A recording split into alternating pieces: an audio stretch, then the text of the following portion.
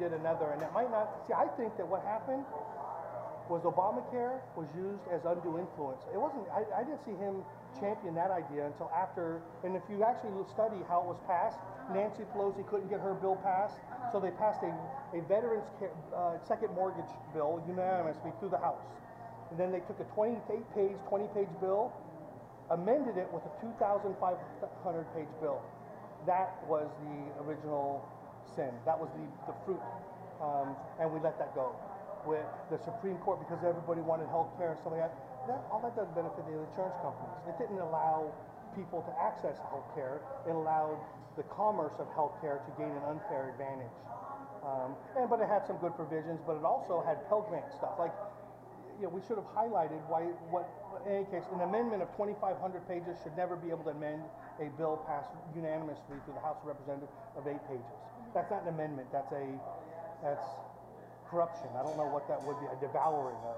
The Constitution and the Founding Fathers never envisioned or would have prevented a bill passed as revenue, Second Mortgage Act and tax revenue, because then you can pass any bill.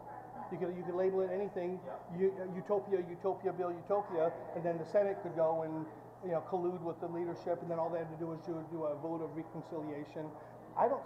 Obama didn't want any part of that. So I still thought he was a president of good faith at that point. And so what happened was they smeared his name on it, and I don't know what other undue influence. For bad faith for Obama? When I don't know yet. I haven't talked to him. I'm saying if you thought he was still acting in good faith at that point, what changed? Because of what happened to me. Because every time I tried to, for example, he was credited with writing a book, and when I would try to get that story published, my world collapsed, when I would try to find out where I was charged with multiple crimes. There's a story of me saying I was a making domestic terrorist threats. I was waiting for a trial where I was accused of having meth. If you read it, they say meth, but it's 14 baby aspirin that I had in my center console. And I'm trying to preserve my records. See, the thing is, what happens? I went after the presiding judge in Marin County, and I tripped over the thin blue line stuff. And so then I think because I was electrical engineer, I thought I would just, let me outthink them. I go and check my DMV record, cleaned up everything, and it was,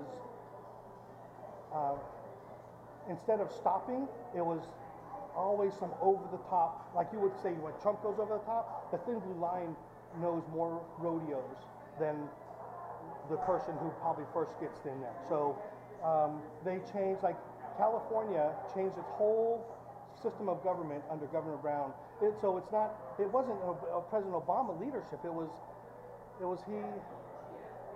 He's this figurehead, and he knows how that a demographic that's significant to America looks up to him, and I see that in Oakland.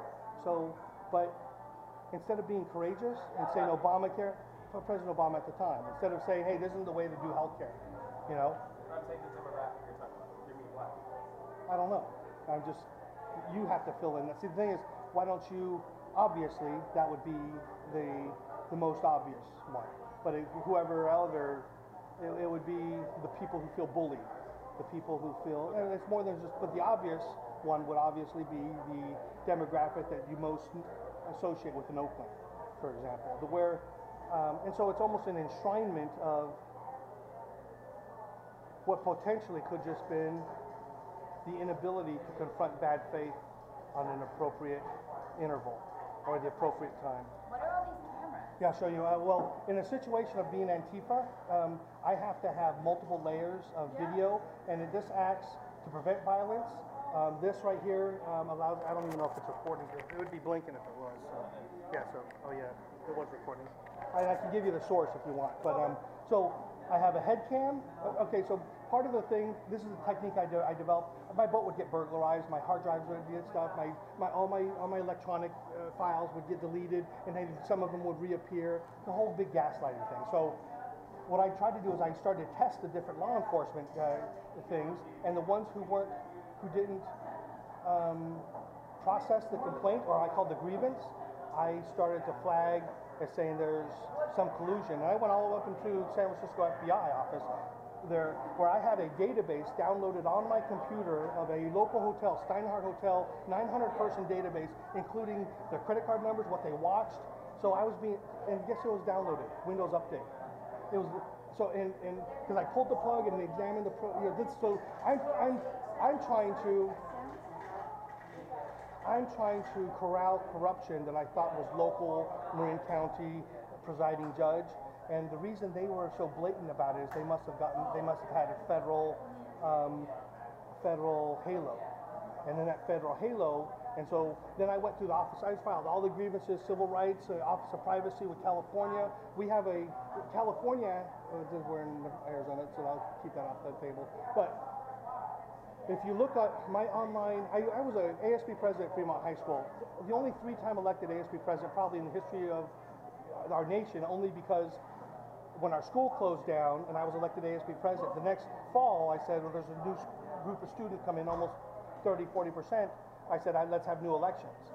And so I won those 2 elections, only because of that unique circumstance. I was elected 3. So, but what was a who's who, if you looked up my name, you would find me spotted on the record, on the internet.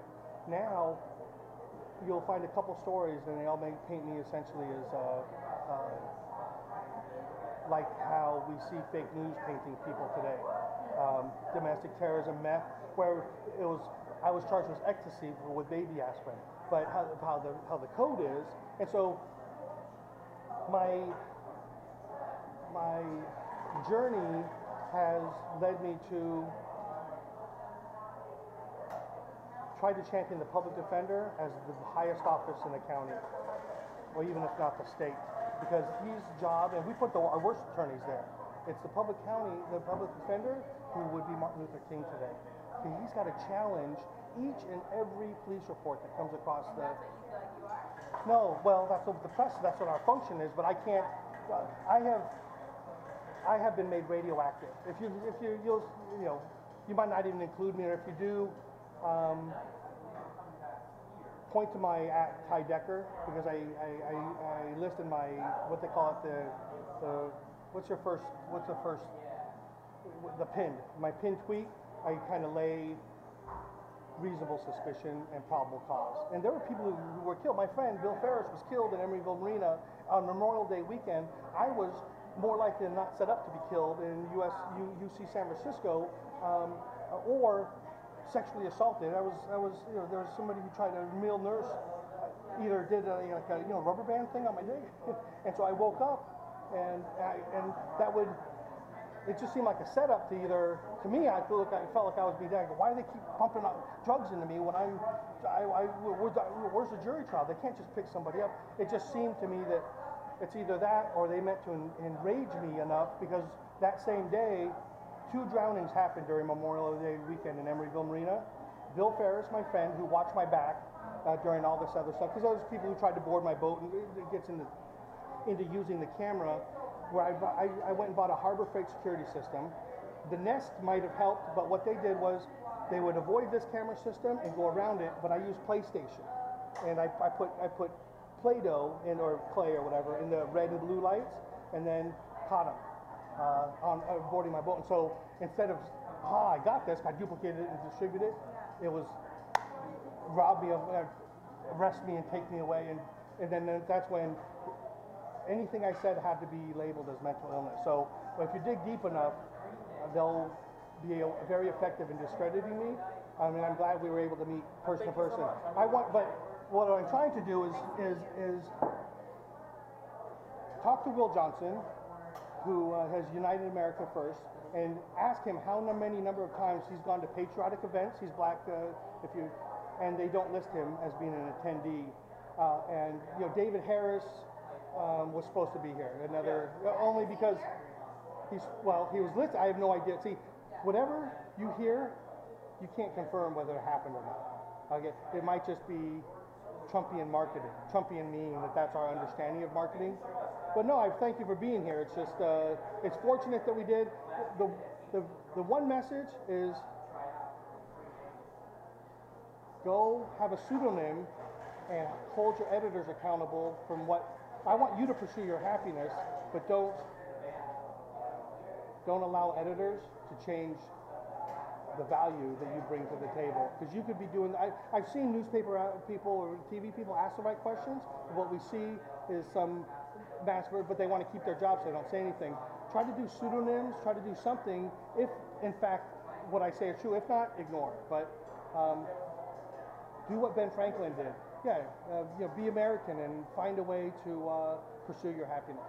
And thank you for being here. And thank you for making the trip down. Yeah.